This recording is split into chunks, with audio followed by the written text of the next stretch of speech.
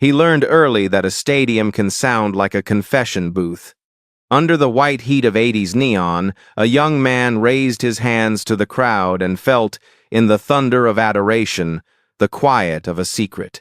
He wore faith like a leather jacket, sold freedom on a chorus that every radio memorized, and smiled for cameras that never blinked. But music is a mirror, and his songs kept reflecting a truth he could not yet say aloud. There were nights when applause outlasted sleep, when headlines learned his name before understanding his heart, when a single moment in a silent room would turn the world from anthem to whisper. The boy from North London, the son with old country roots, the hitmaker who conquered America, kept walking a narrow corridor between light and shadow, fame and privacy, myth and the man. Listen closely. Beneath the hook, beneath the bass, beneath the unbroken polish of a perfect pop image, there is a hush that keeps returning. These are the whispers behind the music. Before the silence, there was sound radiant, unstoppable, and unmistakably his. George Michael was not just a pop idol.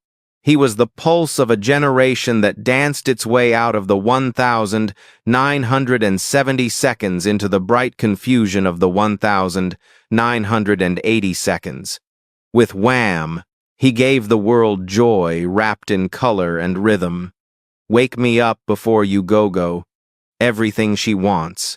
Last Christmas songs that made even loneliness feel alive.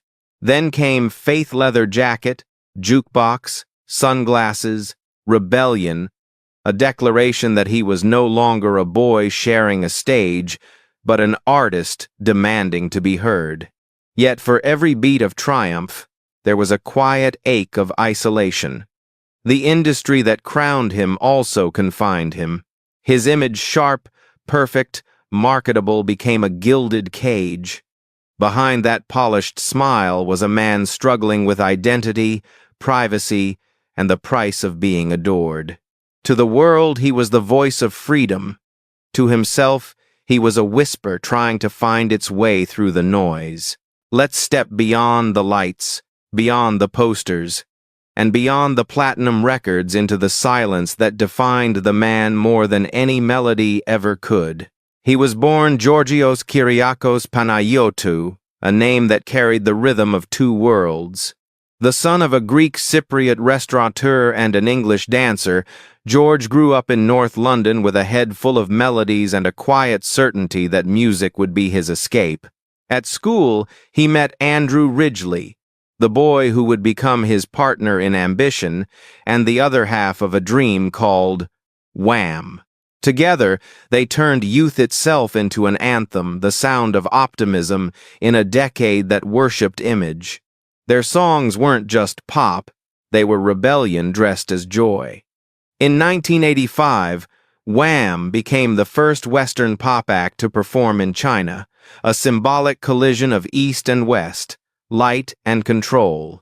George stood on that stage in Beijing, watching thousands of strangers move to his voice, and for the first time felt the terrifying weight of being seen.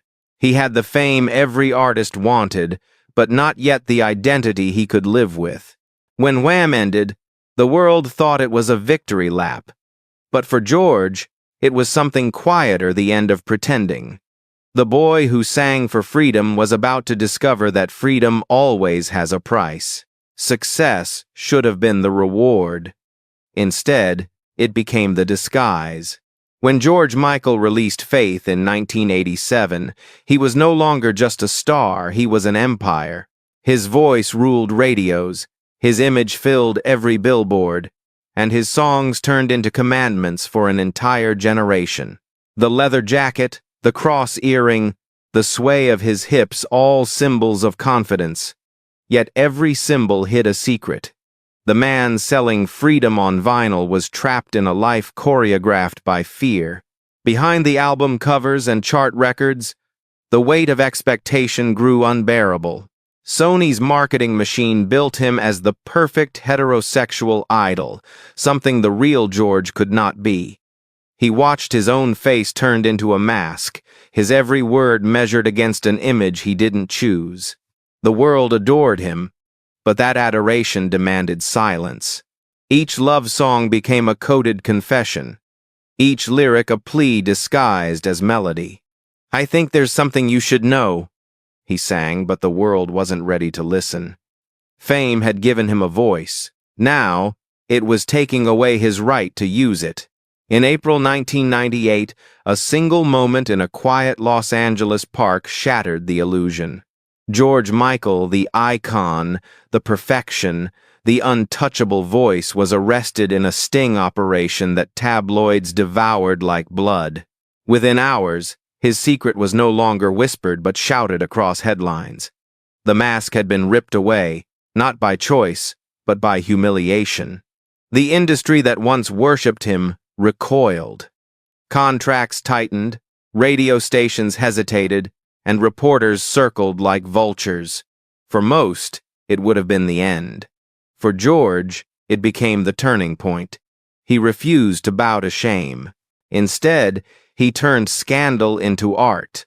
The single Outside, released months later, was his answer, a disco confession wrapped in irony and defiance.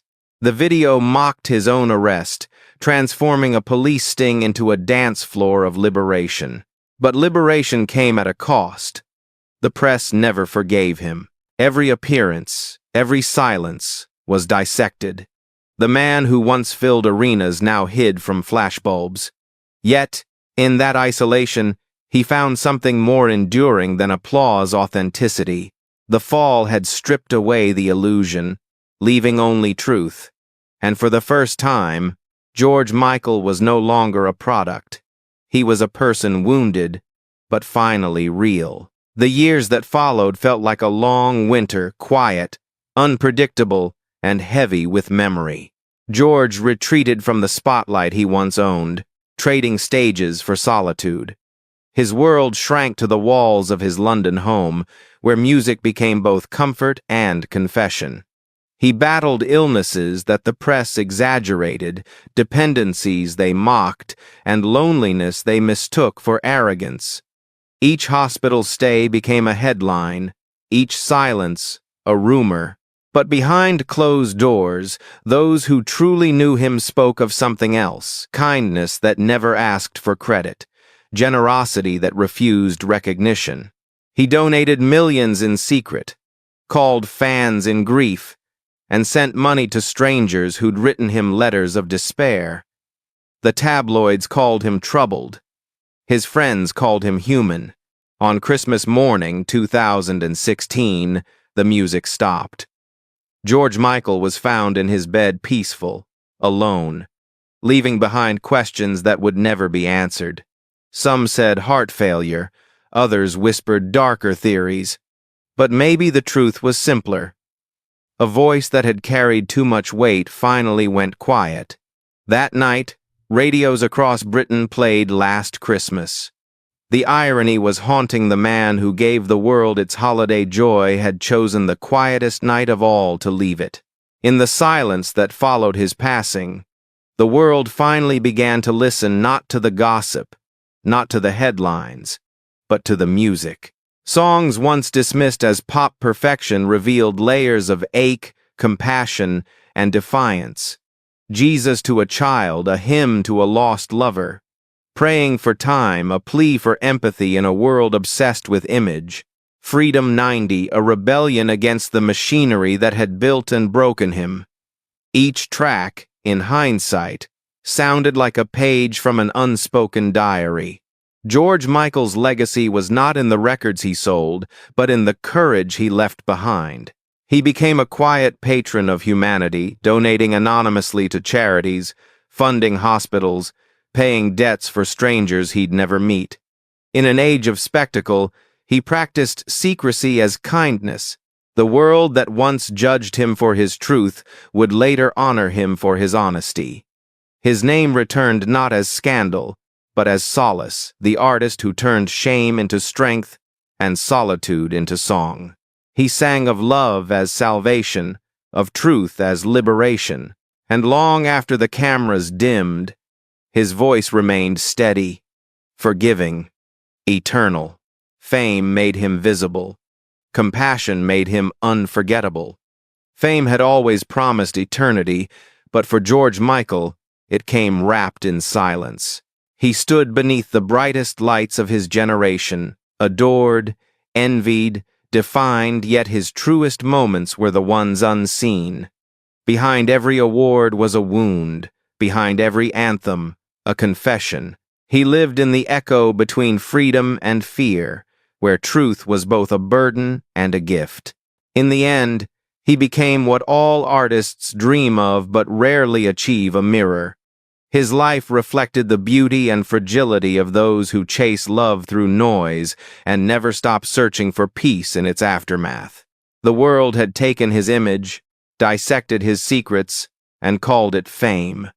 But when the music faded, what remained was gentleness, a reminder that even broken voices can heal the ones who listen. Maybe fame is only the first act. Maybe the real story begins when the applause ends. Because long after the lights go dark, what endures are not the headlines, but the whispers. His story reminds us that fame is never the full song, only the first verse. Behind every perfect performance lies a silence few ever hear, a truth few dare to speak. George Michael gave that silence a voice. He taught us that freedom is not about being adored, but about being honest even when the world isn't ready for it. Which of his songs still echoes in your memory? Which lyric still feels like it was written for you? Share your thoughts, your feelings, and your truths below, because stories like his deserve to be remembered not with noise, but with empathy.